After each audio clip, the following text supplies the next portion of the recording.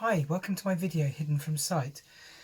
Wanted to do a video on how to determine what because there's so much information in the world today, and not just within self-help and spirituality and interpretations of spirituality, and how to live a happy life, how to know what's right and wrong, and there's so many contradictions out there, and false information out there as well.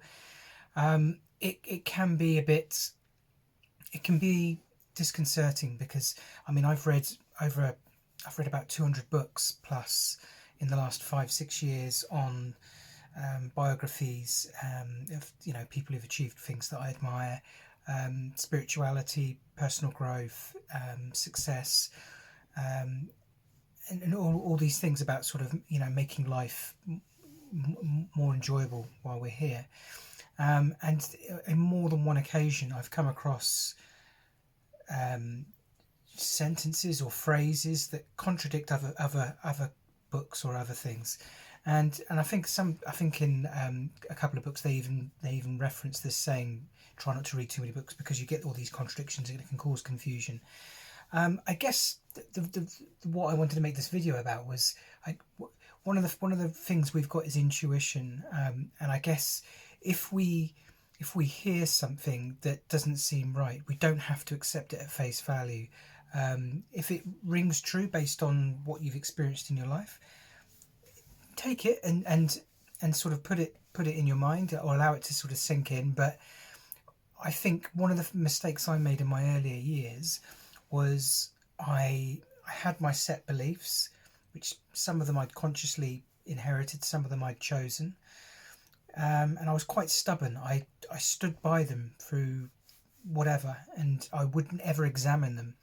And I think it's, I can't remember the Buddha's teaching, but I think it's we need to be more, we need to be looser with our beliefs. We have to be prepared to evaluate them, because who we are in the morning of our life is often not who we are in the afternoon of our life. And I think it's important not to have such a rigid idea about the way the world is, even about yourself and who you are and how you fit into this world. To be sort of a little bit more fluid and willing to examine some of your ideas or beliefs, because quite often some of the things I thought about myself, about the world, about what was possible, what wasn't possible, I've now realised that that was incorrect, and that may have been a limiting thing in my life. And so it's good to be strong with your convictions, but I think it's also good to evaluate where you are and how you think. And I've read, like I said, I've read a wide amount of books, and I'm quite selective in what books I read, because of the very reason I just explained, that there can be contradictory, that can cause confusion in your mind. And I guess what you have to sort of understand in your mind is, I think Bob Proctor put it, he said, don't think of things in terms of right or wrong. If there's a goal you're trying to reach, so for instance, to reach financial freedom, to attract wealth into your life, or to have peace of mind, or to have a relationship, or to be a great guitarist or pianist, whatever your goal is, when you hear a bit of information, is the action or the belief taking you towards that, achieving that goal? Because if not, it's probably taking you in the other direction. So you don't necessarily think of things as right or wrong. Think about whether it's going to be taking you towards where you want to go. And like I said, I've changed quite a lot in the last few years, and some of my rigidity is gone. And when people are quite strongly in opposition to some of the things I think, because I think some quite extreme things, I believe, nowadays, or the average person might think, if someone challenges me, I'm not going to, first of all, I won't change my mind, but I'm not going to sort of say that they're wrong and I'm right, because I may come to realise that there's something I'm missing. I think it's Wayne Dyer, I often reference Wayne Dyer, change the way you're looking at things, and the things you're looking at change. So maybe looking at it from a different perspective or a different angle, I'll suddenly realise, oh, actually, no, I didn't factor in all these things.